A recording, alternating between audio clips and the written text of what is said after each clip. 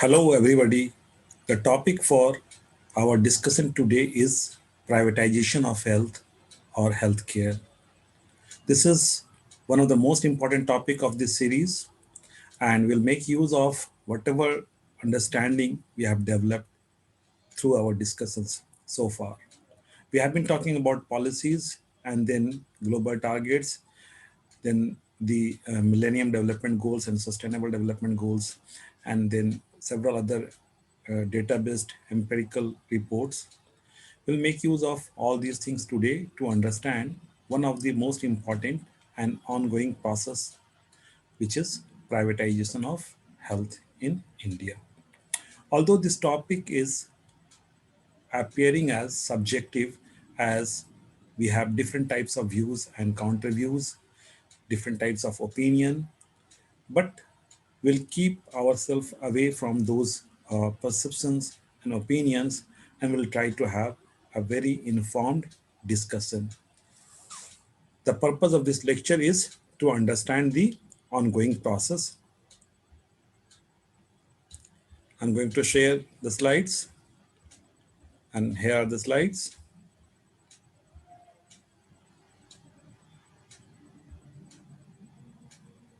So the topic is privatization of health care, health inequality and inequities. We can remove the subtitle health inequality and inequities also. It will make no difference. But just for the sake of clarity, I've added this subtitle. Otherwise, it is privatization of healthcare in India. Yes, this lecture is divided in few sections. Why do we need to study privatization of health? What is health inequality and inequity? What is out-of-pocket health expenditure and burden of health expenditure? Then government's share in healthcare expenditure, and then privatization of healthcare, positive and negative consequences. Although there are several facts which have helped us to have theoretically informed positions, but very often arguments and counter arguments are provided to prove a point or disprove a point. What we are trying to do here is this, that we are going to select some data from the government reports, and we will try to understand actually those data or those situations. Now, here you can see one chart. This chart is taken from Health and Family Welfare Statistics in India 2019-20, Government of India. It's a very recent report published in 2020. This breakup of average medical expenditure for hospitalization in public and private and a rural and urban India is telling us what cannot be expressed in words. You can see this chart. Here, the average medical expenditure for hospitalization is mentioned. Although the breakup is also given, but we will ignore the breakup and first go for the major readings here. What is the average medical expenditure for hospitalization in a rural and urban areas under public hospital and private hospital? We can see that in a rural India, this is around 5,000. This is between 5,000 to 10,000 rupees. It is much lesser than 10,000. It appears to be around 7 to 8,000 rupees in rural areas under public hospital. The cost is slightly enhanced in urban areas under public hospitals. But when we compare the public hospital with the private hospital, we can see it here that the cost is around 30,000 rupees in rural and around 40,000 rupees in urban areas in private hospitals. That means the average medical expenditure for hospitalization in private hospitals is minimum 4 times higher than the public hospitals. It shows that the cost of health care in private hospitals is much higher than the public hospitals. And then if we see the breakup, we can see that a major component of this healthcare facility is highlighted here, and this is basically the package component. That means the way the private hospitals or corporate hospitals charge, which is coming in the form of certain packages, the components of which is unknown. Then we go to another slide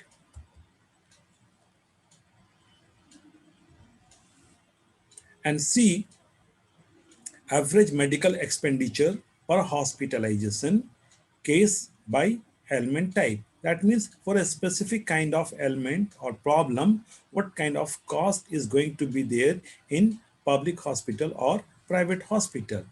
Let us take few examples. For example, cancer. The cost of treatment in a public hospital for the problem of cancer is around 22.5 thousand rupees, and this cost is 93.3 thousand in private hospital. That is more than 4 times. Then psychiatric and neurological ailments, 7,000, 7.2 thousand in public hospital and 41.2 thousand in private hospital. Again, more than 5 times. We can see this ratio. Cardiovascular ailments, 6.6 thousand, 54,000, more than 6 times, rather more than 8 times, more than 8 times.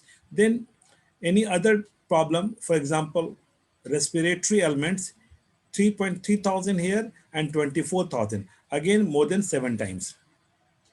Eye ailment, 2.6 thousand here and 18,000 in private hospitals, again 6 or 7 times higher. And if we see the any element kind of figure, which is the average figure, then we can see that it is 4.4 thousand here and 31,000 in the private hospital. That is again around 7 to 8 times higher. So this table categorically shows that for the same ailment or the similar kind of problem, the cost of healthcare is 6 to 8 times higher in public hospital than the is 6 to 8 times higher in private hospitals than the public hospital. The cost of healthcare is much higher in private hospitals than the public hospital, that is the government hospital. So this says a lot. Let us go further and see what is the share of this private hospital in the overall health facility provider.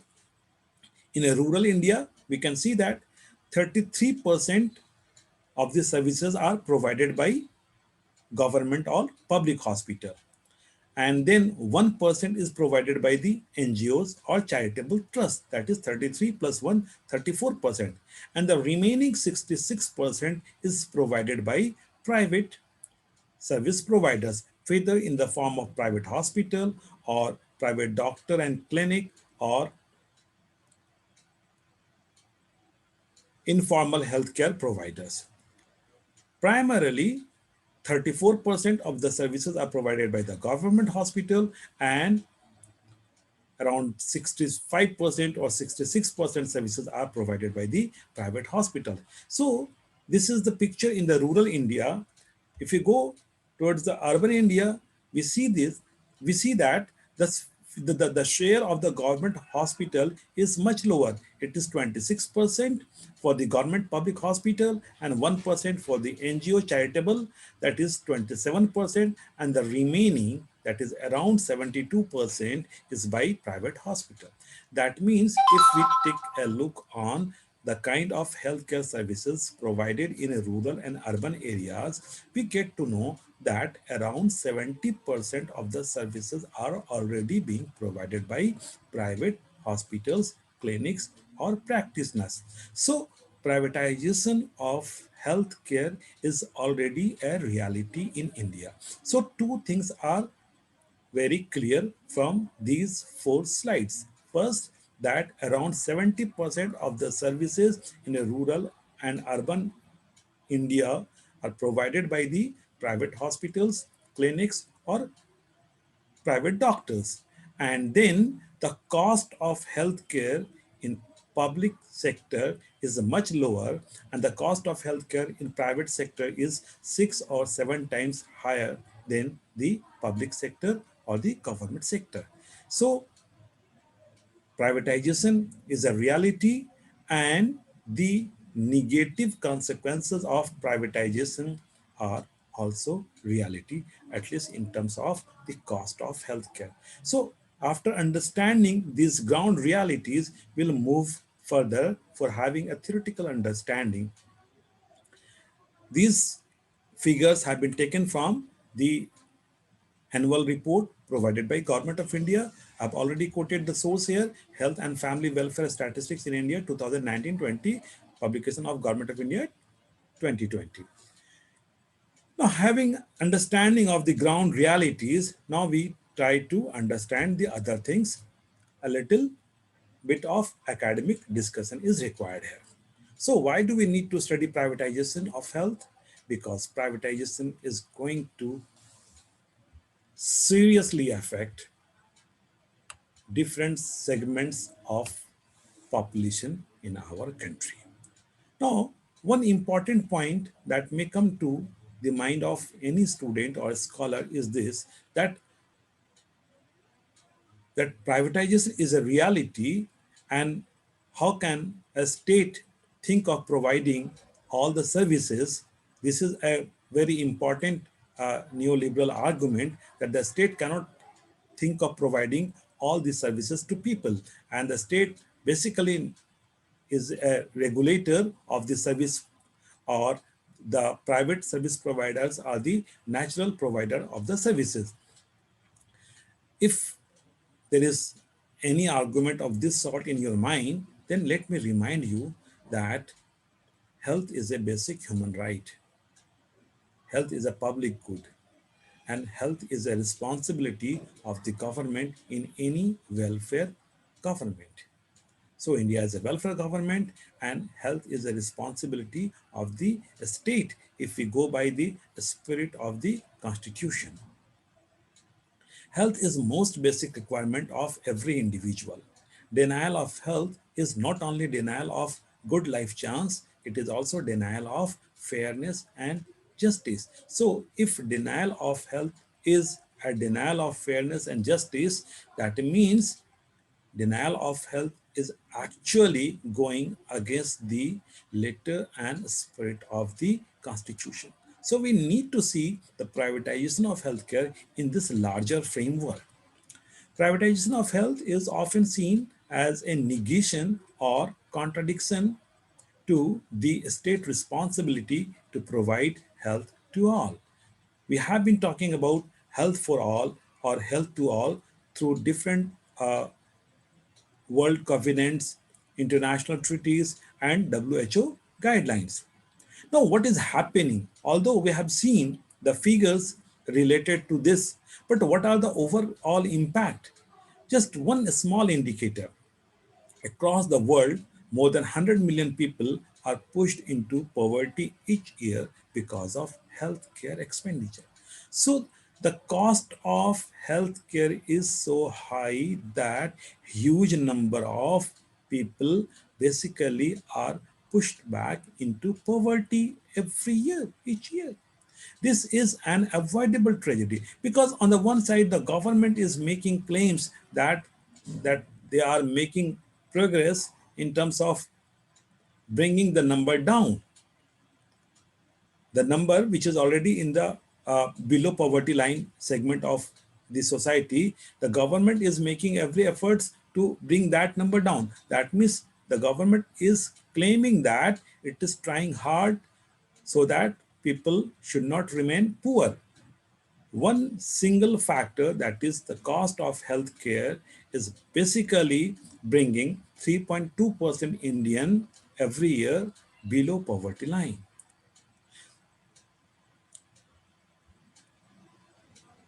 This, this particular thing is happening because the public health spending, that is the government health spending, is very low in India, among the five lowest in the world. So the larger, if you try to understand the larger picture, we get to know that the public, that is the government health spending, is very low in India. It is one of the lowest in the world.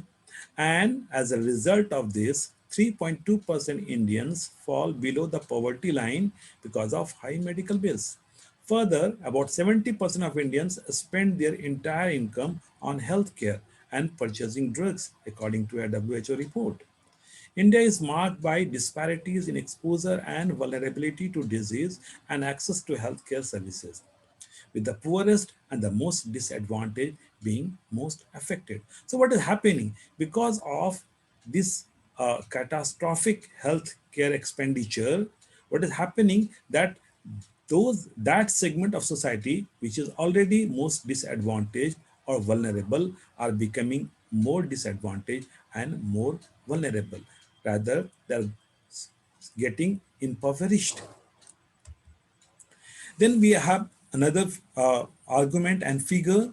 The Ministry of Health and Family Welfare document annual report to the people on health, published in 2010, states that from a public policy point of view, it is desirable that health financing is so arranged that it reduces the overall out-of-pocket expenditure on healthcare and protects against financial catastrophe related to healthcare. So when we talk about health spending, basically there are two categories. One, the government spending, and second, the private, that is the personal level spending, which is generally identified as out of pocket, because if we make use of the word personal or private, then it may imply several other things. So the standard term is out of pocket expenditure. That means the amount which is spent by individuals from their own pocket, out of pocket expenditure.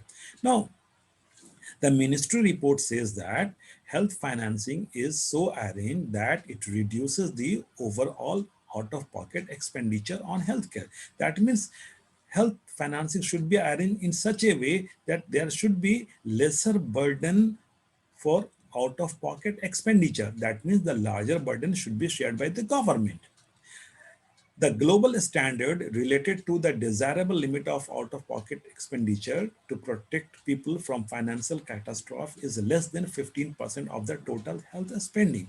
That means that if we talk about the ideal state or the desirable state, then it suggests that not more than 15% of the total expenditure should be on the part of the individual or out of pocket. That means 85% of the expenditure should be made by the government. But what is happening in India? Out of pocket expenditure is to the tune of 71% of the total health spending. That means the government is spending only around 30%, and 71% or 70% is spent by people. So in the previous charts, we have already seen that around 30% is the share of public health provider or service provider. So somehow these figures correspond to each other. National Health Policy 2002 has promoted privatization of health, and National Health Policy 2017 has enhanced it. We have already discussed these policies, and we may remember that the 2002 policy did talk about privatization because it came under the backdrop of the structural adjustment program, the liberalization, privatization, and globalization that was followed in the decade of 90s. So in 2002, we started to move in the direction of privatization, and in 2017, as we discussed in the previous lecture, we basically adopted privatization of healthcare as a larger goal, the policy goal. We talked about the policy shifts. It is bringing huge economic burden on poor and deprived people, and privatization of healthcare is furthering it. Privatization of health is bound to create problems related to affordability and accessibility in many areas of healthcare, although it can improve availability of healthcare facilities. So, the only argument which is provided in favor of privatization of healthcare is to increase the availability, because the resources available under the government facilities are very limited and there is lack of availability. So the argument which is presented is this, that through private providers we can enhance the availability. But what will happen after that? We can see it that the affordability and the accessibility component are getting seriously compromised. And who will be the bigger victim? Certainly the marginalized sections of the society. So keeping in mind the whole things, basically we can talk about these two concepts, health inequality and inequity. We have been talking about different types of inequalities: economic inequality, social inequality, caste-based inequality, gender-based inequality, and we are also talking about inequities of different types. Here we need to understand that how the health inequalities are coming into existence and what kind of problem it is creating when there is some kind of intersectionality with other forms of inequality, and often the structured inequalities. So Alma Ata Declaration, made in 1978, categorically stated that the existing gross inequality in the health status of the people, particularly between developed and developing countries as well as within countries, is politically, socially, and economically unacceptable. When we talked about health for all during the Alma Ata Declaration, we also stated that health inequalities are unacceptable. And it was accepted by most of the member states. So basically, India accepted that.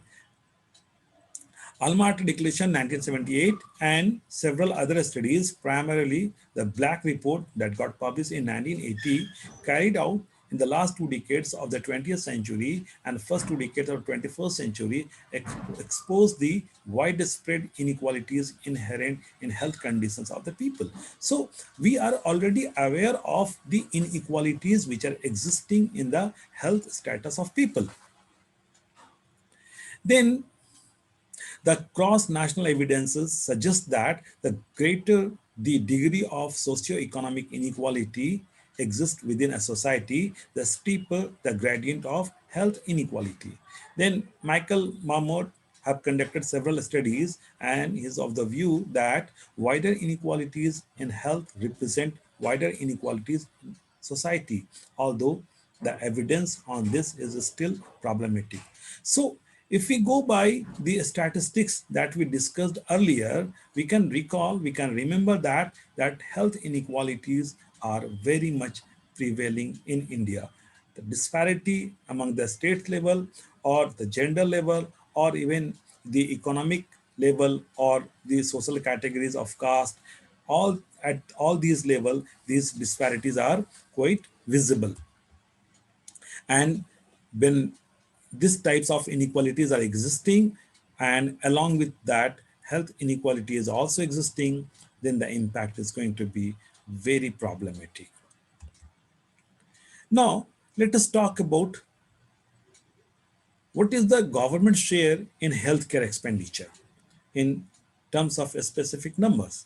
According to the Planning Commission document, an approach to 12 5-year plan which was published in 2011, the total expenditure on health in India in the 11 plan as percentage of GDP was around 5%, which is roughly comparable to other developing countries. The total expenditure on health in India as a percentage of GDP was around 5%. And in many other developing countries, it is also around 6 to 8%, with some degree of variation. But what is happening within this 5% is actually a very serious situation. but the share of the government is only around 1%, and remaining 4%, around 80% of the total expenditure, is out of pocket expenditure. So whatever is the total spending, if we focus on that, we get to know that the government is actually spending very little. There was disproportionately high reliance on private, particularly households' out of pocket expenditure. Huge disparities exist among states in healthcare outcome. On the one side, we can see that Kerala or Tamil Nadu or Maharashtra are having much better health outcome or health indicators, and Bihar, Jharkhand, Assam, Madhya Pradesh, Chhattisgarh, they are having very poorer outcome.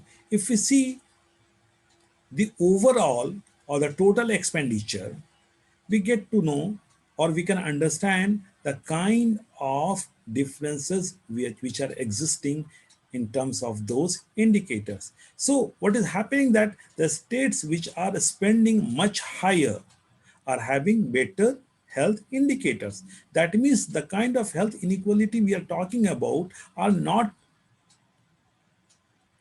natural. Rather, these are the result of poor investment on the part of the government. So, health inequalities are actually avoidable because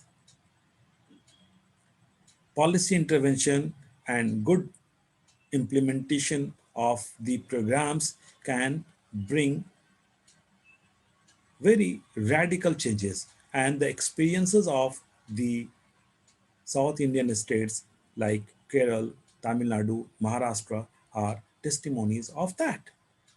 That means the health inequalities are not actually permanent kind of things, rather these are avoidable, and that is why we are talking about health inequities and not health inequalities, because those are avoidable. At global level, total health spending is growing faster than gross domestic product, increasing more rapidly in low and middle income countries. Now, this statement is taken from a recent WHO document, public spending on health, a closer look at global trends, WHO 2019. And this statement is talking about the recent trends. So what does it say? It says that at global level, total health spending is growing faster than gross domestic product, increasing more rapidly in low middle income countries. That means at global level, the government's spending on health is actually increasing close to 6% on average than the high income countries, which is around 4%. So the low and middle income countries are actually spending more. But the situation is very different in India. Health system resources are coming less from household paying out of pocket and more than pooled funds, in particular from domestic government sources. In India, we can see that the spending is actually decreasing. The public health expenditure in the country over the years has been comparatively low, and as a percentage of GDP, it has declined from 1.3% in 1990s to 0.9% in 1999, increasing marginally to 1.1% by 2009. And if we take into consideration the past 3 decades, we get to know that the public health spending is remaining around 1%. Sometimes it is decreasing to 0.9%, sometimes it is increasing to 1.2% or 1.3%, but it is remaining around that. Whereas in the policy document, we talk about increasing.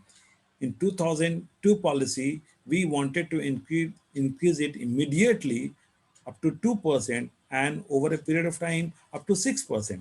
But perhaps those good intentions could never got implemented.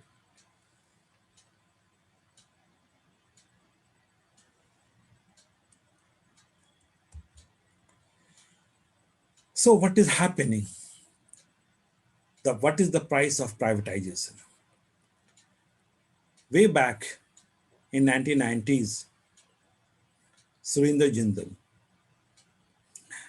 additional professor and head of the Department of Pulmonary Medicine, Postgraduate Institute of Medical Education and Research, Chandigarh. In a paper, Privatization of Healthcare, New Ethical Dilemma, published in 1998, has identified several negative consequences of privatization of health. That means in 1990s, when we started our move towards privatization, it was well known even at that point of time that privatization of healthcare is going to bring adverse changes. That paper categorically talks about the negative consequences. I've quoted some of those arguments. Privatization leads to a steep hike in health expenditure attributable to the increased cost of medical consultation, drugs and devices, medical tests, and hospitalization. Everybody involved has to earn. Private medical practice is a profession, not just a public service. So this quotation says that privatization will actually increase the cost of healthcare expenditure because private healthcare providers are also professional. Privatization has also encouraged unhealthy competition among the groups involved since the objective is not only to earn but to earn more than others.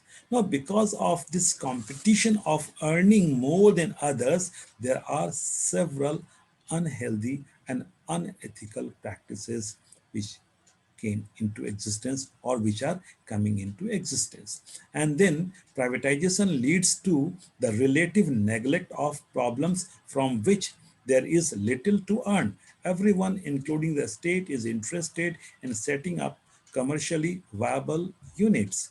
National preventive program get neglected.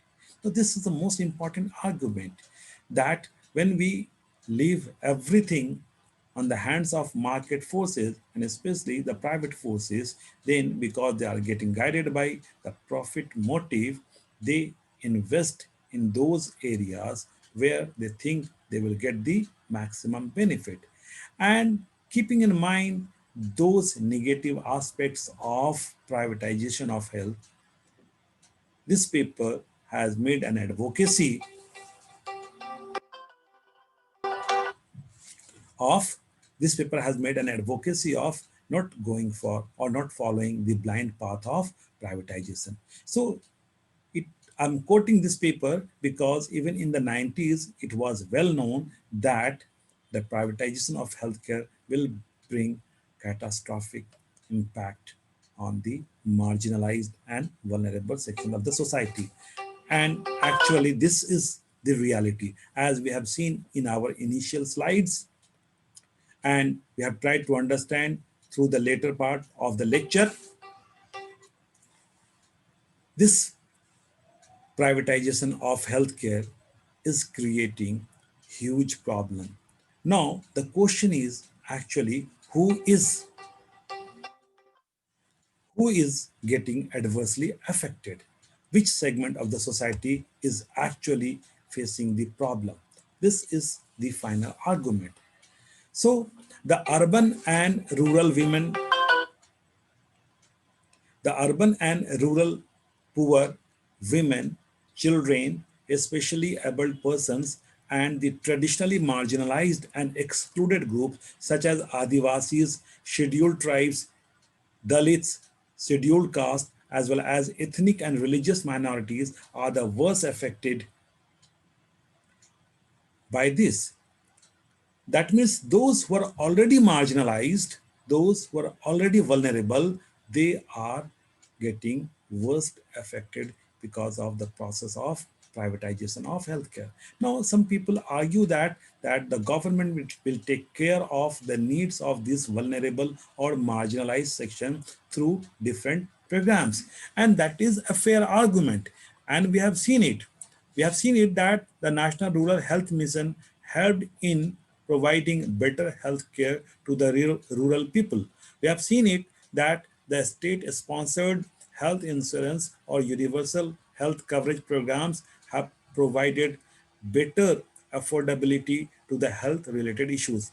We have seen it that all those maternal healthcare programs and programs meant for improving the infant mortality situations have provided better outcome.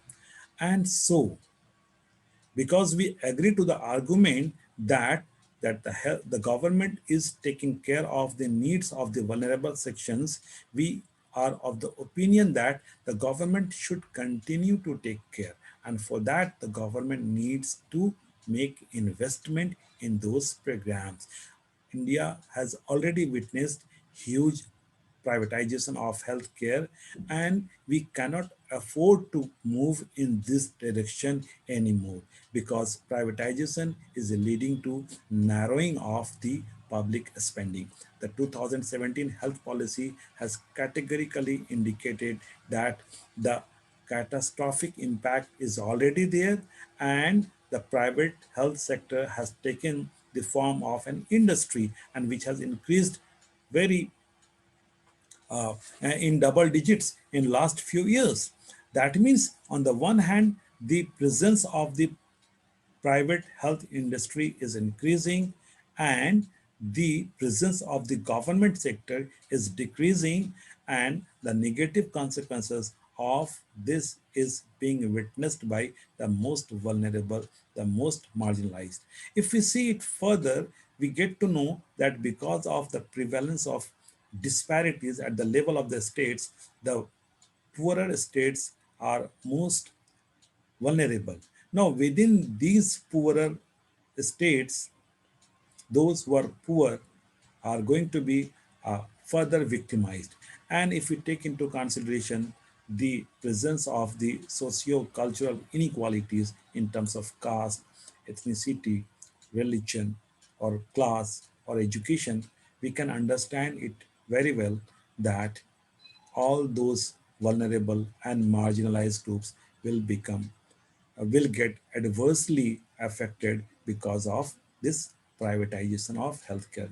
And needless to say, the weakest among all the weaker sections, women, are going to be the worst victim. Now, when the women is going to be the worst victim, basically the health care of the future generation will be getting most adversely affected, and all the priorities areas of controlling infant mortality or maternal mortality or institutional delivery will get compromised. That is why health is considered as a public good, as a shared good.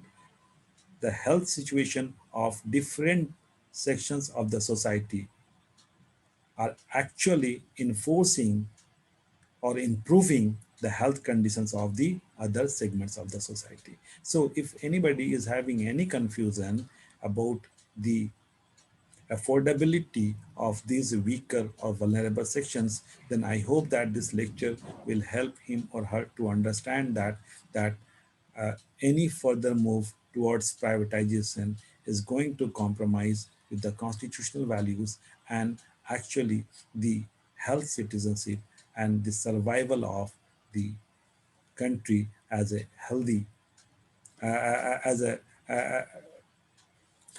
a country of healthy people. Keeping in mind the needs of the future generations, it is the high time to make further policy correction and basically increase the government spending and control the privatization of healthcare.